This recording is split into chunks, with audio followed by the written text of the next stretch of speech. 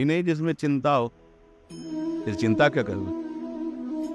हम बात नहीं पूछ रहे, उस बात में दम ही नहीं जो हमें चिंतित कर दे। बात तो वो है जो निश्चिंत कर दे। कोई भी बात होगी जिसमें तुम चिंतित हो, हमें जानने की जरूरत नहीं, वो माइक ही होगी। और जिसको परमात्म प्राप्ति की या परमानंद प्राप्ति की या महासुखी होने की बात आई, इसमें तो निश्चिंतता आती है, इसमें चिंता थोड़ी होती है। इसका तो आश्रय लेने मात्र से निर्भय निश्चिंत निशोक हो जाता है प्राणी। अच्छा, जगत की कोई भी ऐसी बात नहीं जो आपको चिंता में न डाल दे। एक दो बात नहीं, सब बात है। हमारा पद न छिन जाए, इतनी संपत्ति मिल गई, कहीं कोई इसको लूट न ले, हमारे परिवार के हमें धोखा न दे दे। हर विषय पर दृष्टि डालो, चिंता ही चिंता है। निश्चिंत होने का एकमात्र उपाय है प्रभु के चरणों का आश्रय लेकर दूसरों को सुख पहुंचाने की बात, अपने को कष्ट सहने की बात आ जाए तो अभी तुम निश्चिंत हो जाओगे। बोलो, चिंता का विषय अपने सुख की बात, अपना जहां तक मान रखा है घेरा उसकी बात, अपनी मान्यता की बात, यही हमें चिंता पहुंचाती है।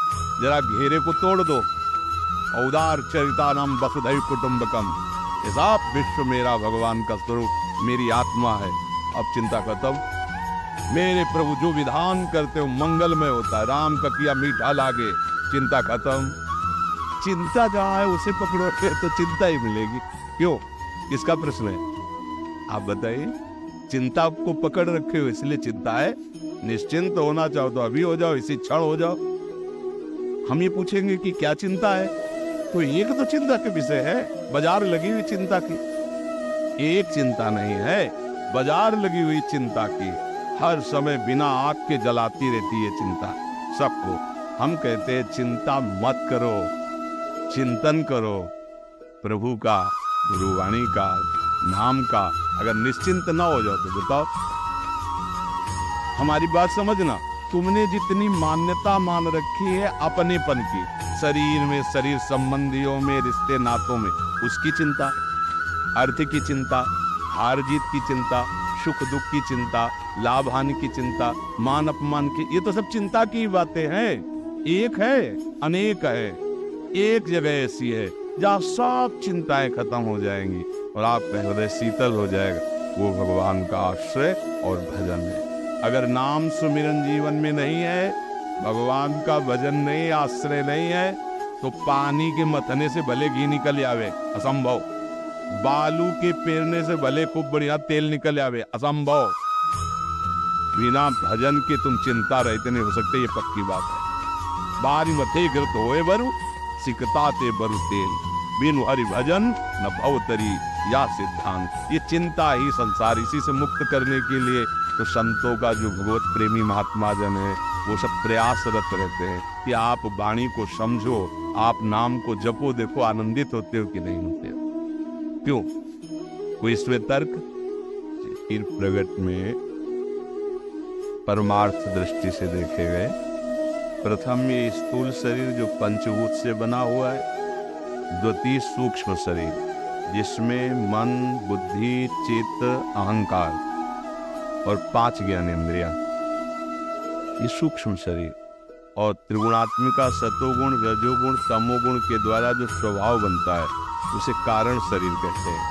त्रिगुणात्मिका माया कारण शरीर, मन, बुद्धि, चित्त, अहंकार, 5 ज्ञानेंद्रियां, ये सूक्ष्म शरीर, और पंचभूत रचित 5 कर्मेंद्रियां जो बाहर क्रियाशील रहती है, ये स्थूल शरीर। स्थूल शरीर तो छूट जाता है, पर उसका स्वभाव और किए हुए शुभ अशुभ कर्म अंतःकरण से, अंतःकरण चतुष्टय 4 है, मन, बुद्धि, चित्त, अहंकार। बुद्धि का कार्य निश्चय करना, मन का कार्य संकल्प विकल्प करना, चित्त का कार्य चिंतन करना, और अहम का कार्य क्रिया को स्वीकार करना, मैं करता, मैं भोगता।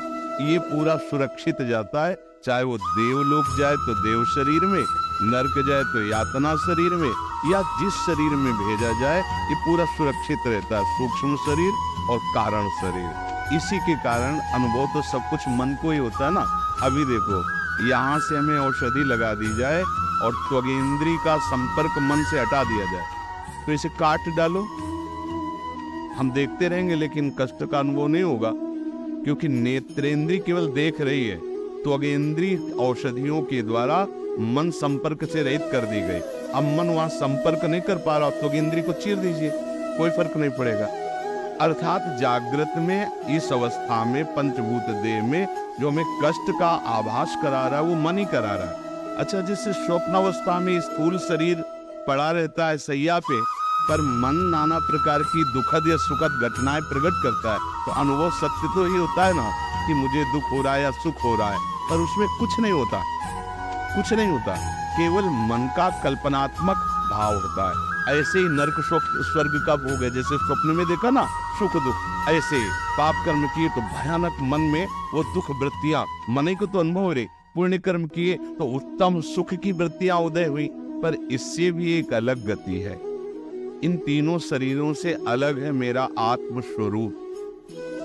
जैसे ऐसे बिल्कुल सरल भाषा में जब हम कहीं के लिए तैयार होते तो एक बनियान पहनते हैं, फिर उसके ऊपर शर्ट पहनते हैं, फिर ऊपर कोट डाल लेते हैं। बनियान है कारण शरीर, शर्ट है सूक्ष्म शरीर और कोट है स्थूल शरीर।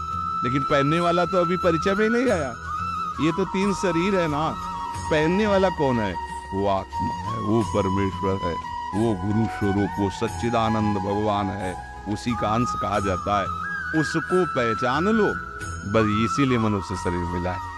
अगर नहीं पहचानोगे तो बार बार ये सुखद दुखद भोग कराने वाले शरीर मिलते रहेंगे, छूटते रहेंगे, मिलते रहेंगे। पुनरपि जननम पुनरपि मरणम पुनरपि जननी जठरे शयनम, बार बार बार बार। अब इस बार नहीं, इस बार तो ऐसा उपाय किया जाए कि अब ये परंपरा खत्म होनी चाहिए। अब ऐसी उत्तम माँ से प्रकट हुए हैं, अब और नीच योनियों की माँ से प्रकट ना होना पड़े।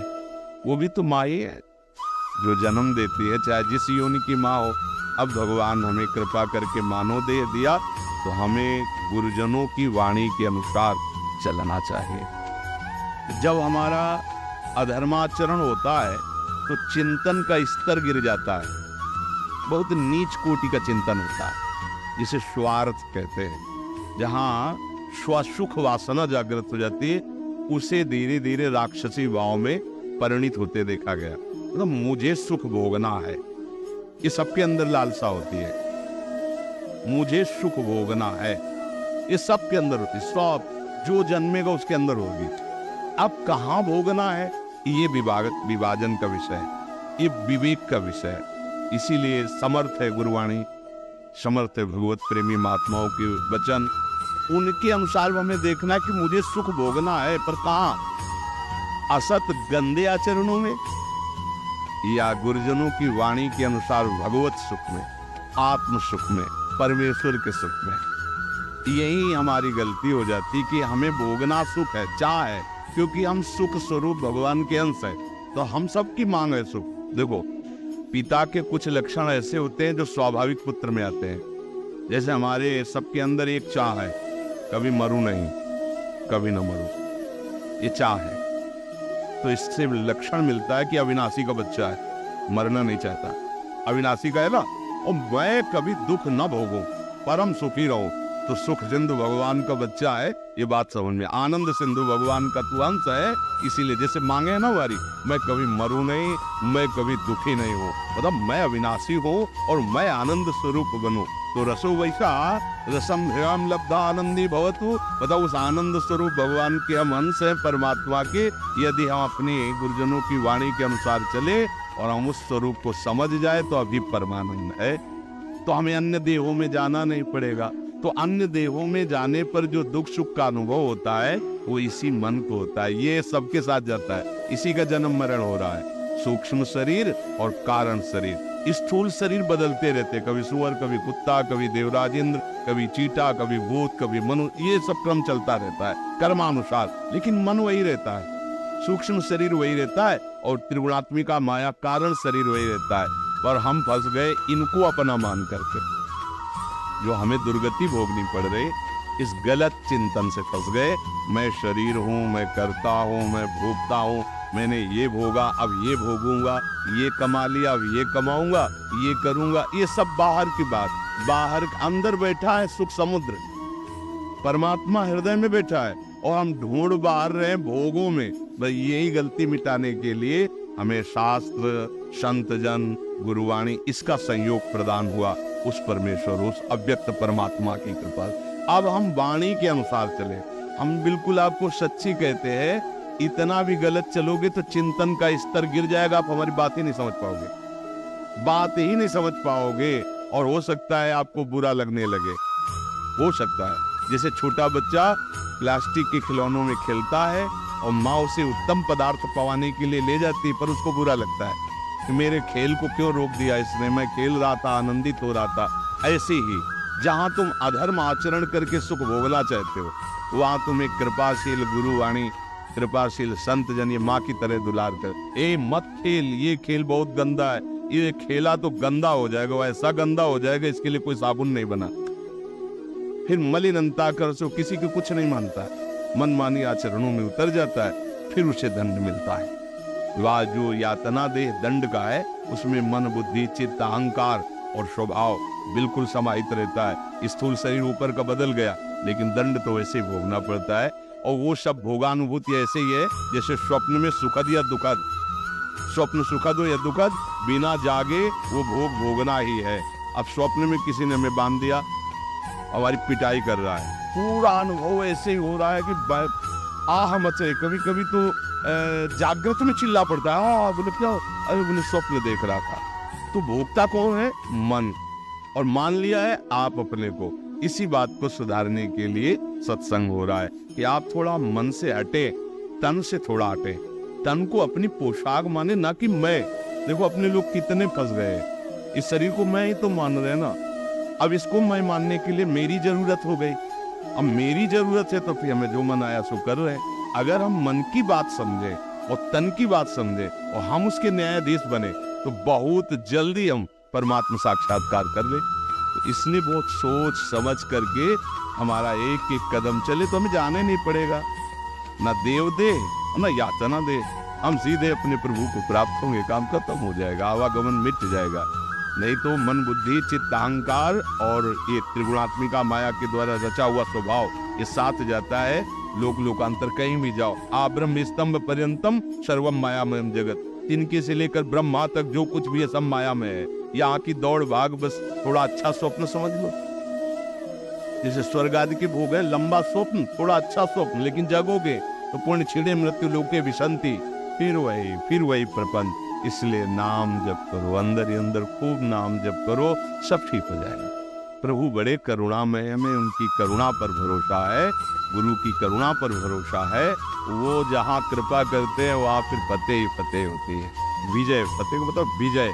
अब काम क्रोध माया तुम्हें परास्त नहीं कर पाएगी। जो गुरु शरण है, गुरुवाणी की शरण में है और उसके अनुसार अपना जीवन चला। ये जो बातुल भूत दिवस मतवारे, ते नहीं बोले वचन विचारे, तिनकर कहा सुनी नहीं का। ये मदांध लोग, माया ग्रसित चित्त वाले, कुछ का शास्त्रों का अर्थ ऐसे समझ में आता है। आपका आहार पवित्र हो, आचरण पवित्र हो, आप अनुशासन, शास्त्र अनुशासन में हो, फिर आप देखो एक एक बात समझ में आएगी आपको। आहार गलत है, आचरण गलत है, तो हम लोगों की जो शास्त्रों की बात है, संतों की बात है, उसका तुम उपहास करोगे, मजाक बनाओगे। है सब खूब कमाओ, खाओ, भोगो, जियो मौज मस्ती से। वर्तमान के लिए तुम बोल रहे हो ना, लेकिन कल तुम्हारा कैसा होगा?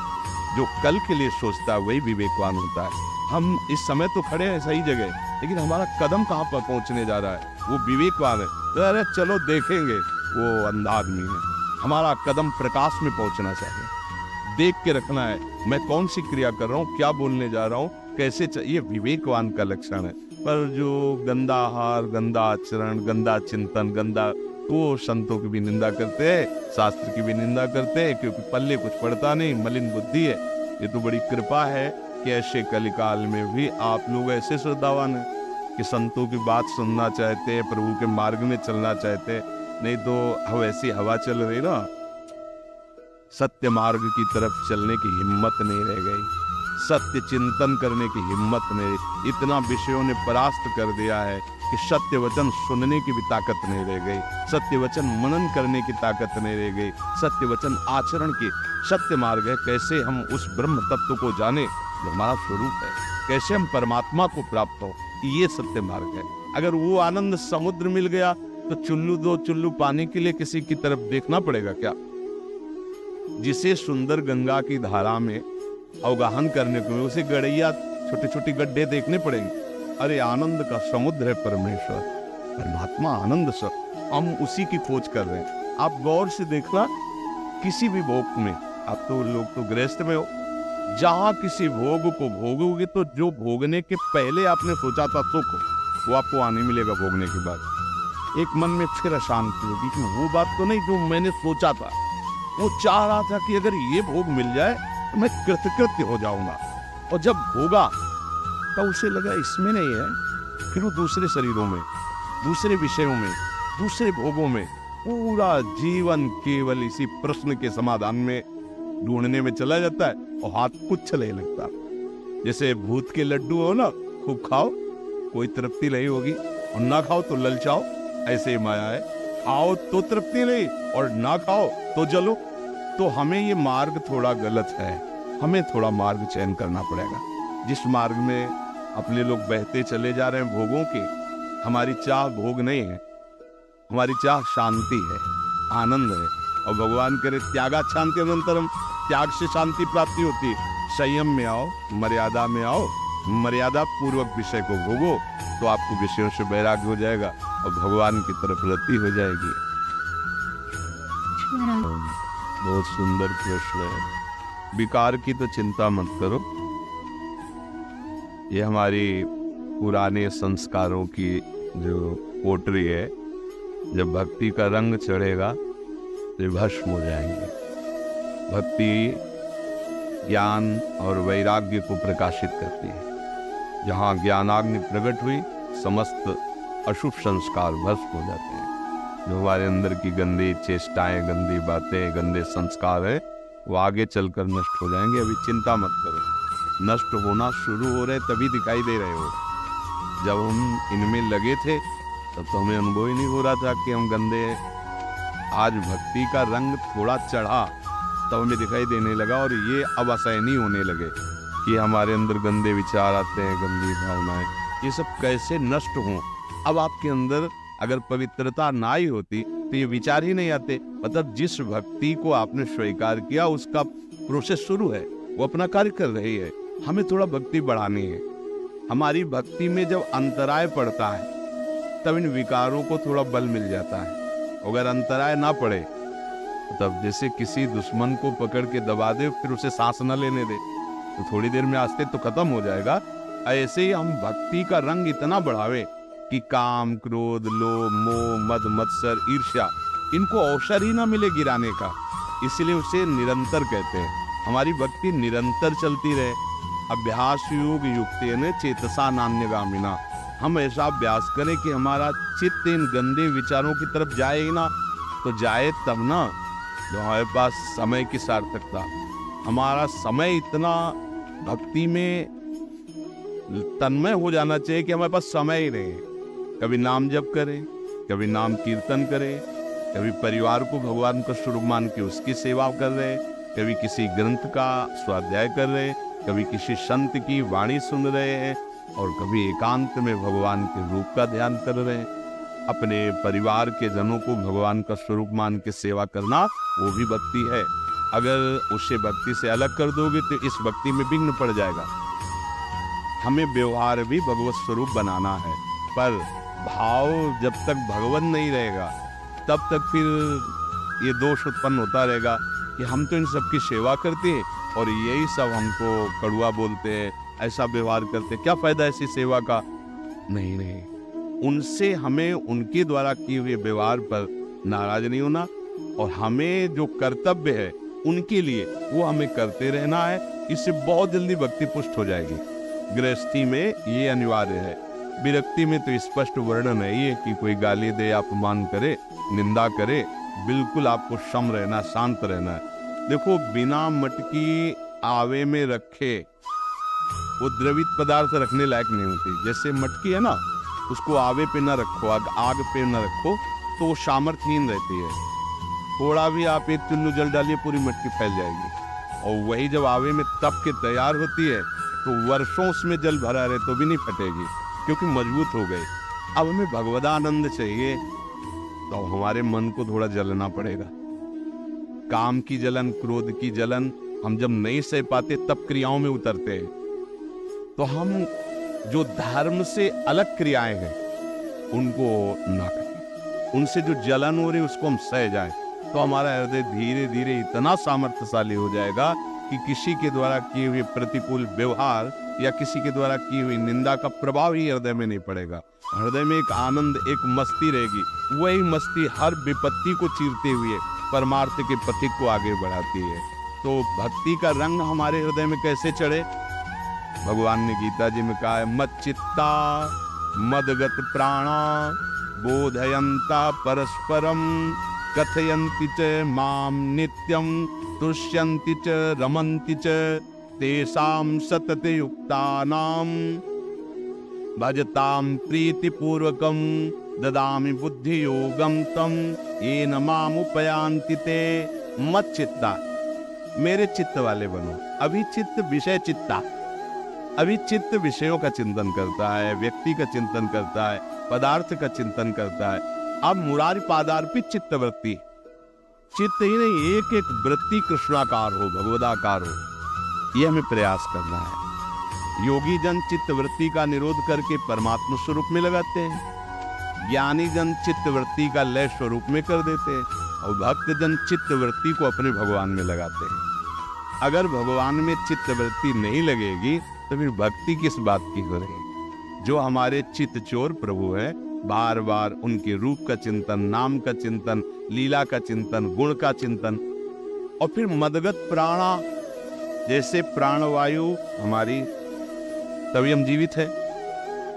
अन्न और जल आदि से प्राणवायु हमारी पुष्ट होती, प्राण पुष्ट होते। अब हमारा प्राण पोषण होना चाहिए भगवत चिंतन। भगवत चिंतन छूटे तद विस्मरणेन परम व्याकुल। हमें ऐसी व्याकुलता होनी चाहिए जैसे कोई सांस बंद कर दे तो हम फड़फड़ा जाएंगे ना, ऐसे हमारा प्रभु का चिंतन छूटे तो हमारे प्राण व्याकुल। अरे भगवान को मैं भूल गया, इतनी देर इतने मिनट भगवान को भूल गया। तो अब हमारे अंदर मदगत प्राणा वाली भक्ति आ रही। जैसे श्वास प्रश्वास हमारी स्वाभाविक चल रही, ऐसे हर श्वास, एक भी श्वास खाली न जाए, हम भगवान का नाम स्मरण करें, भगवान की लीला गायन करें। बोधयंता परस्परम, जब हम चार लोग बैठे तो प्रपंच की वार्ता न करें, घर परिवार की एक दूसरे की निंदा संतुष्टता वाली बातें न करें, प्रभु की चर्चा करें। पर ऐसा संभव?